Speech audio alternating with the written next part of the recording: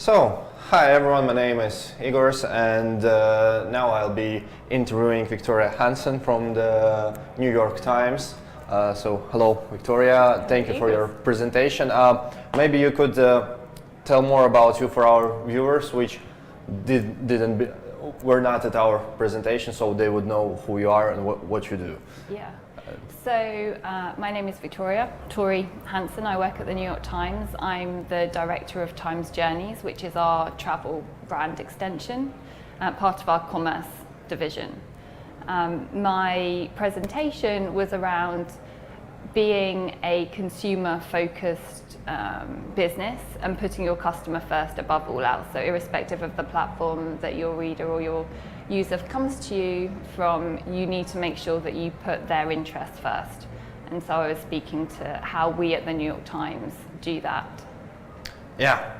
So I would like to ask a couple of questions regarding this engaging your customers and delivering this unique experience. I guess we can call it as an experience. First of all, I would like to start by asking how to deliver this experience if you have kind of less colorful company, an example as pharmaceutics or some purely software company, which is maybe in a B2B segment. So how would you deliver this experience? Do you add a separate part of your business which will give customers some real physical things? For example, if you're operating purely in a software, maybe you should send your customers some diplomas or stickers or something that they could touch and experience in the real world, or how you could do that. Yeah, I mean, I think that's a great example.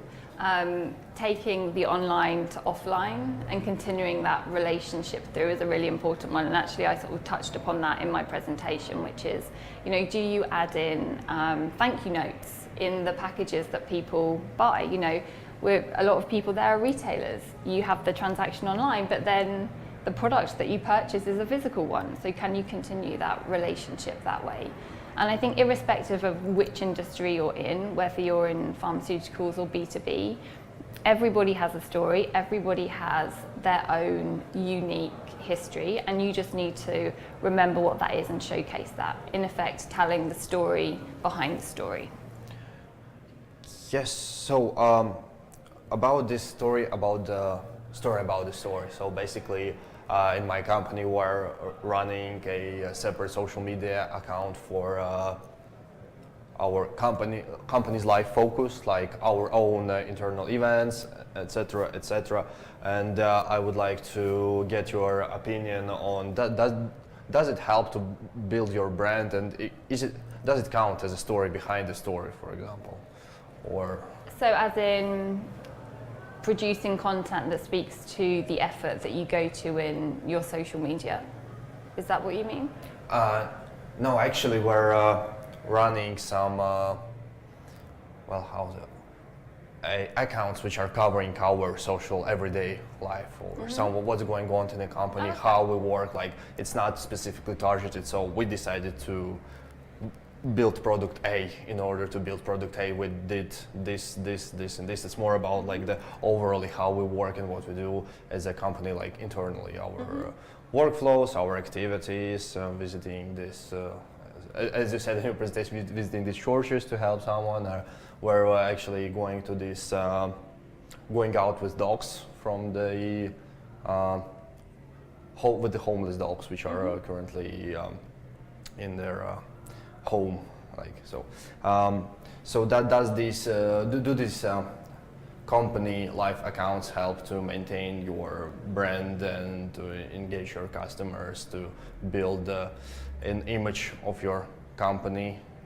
Yeah, I think so. I mean, I think everybody is so familiar nowadays with, you're in a supermarket and you walk up to a shelf and you've got all of these products there, but nobody knows where those products came from or how they were produced and developed. And I think if you can give somebody that background to what went on, and so if you're taking photos of, I don't know, code as it's being written, or the rehoming work that you're doing with street dogs, I think that reminds people that not only are you producing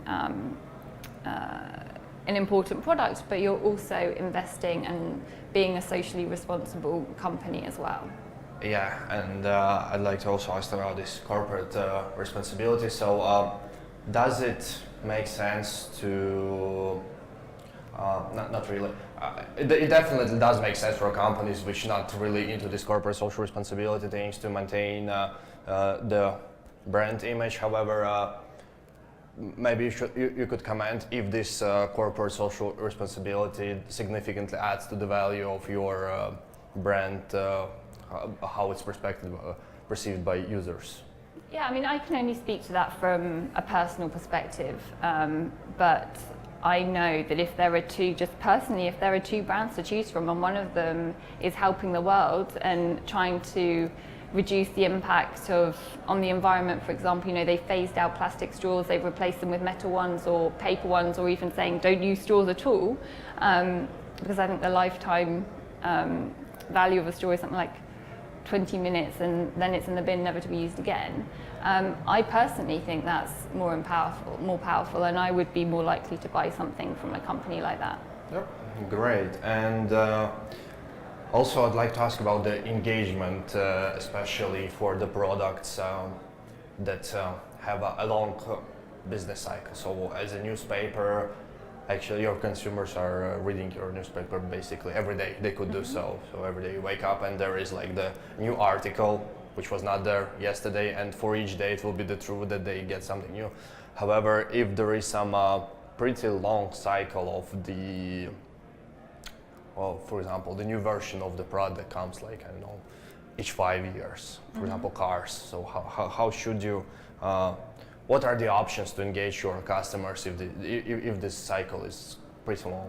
Yeah, I mean, again, this isn't an example from the Times, but I remember a few years ago working with a creative agency, and they were working with a car manufacturer, and so it was a similar process. You have such a long product development cycle from ideation to actually having the car on the road.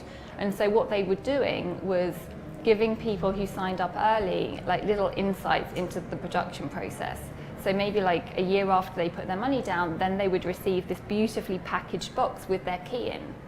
And that was the first story, and that was the first touch point. And then they got invited in to maybe pick out the colour of the leather and the fabric, and that was the second touch point.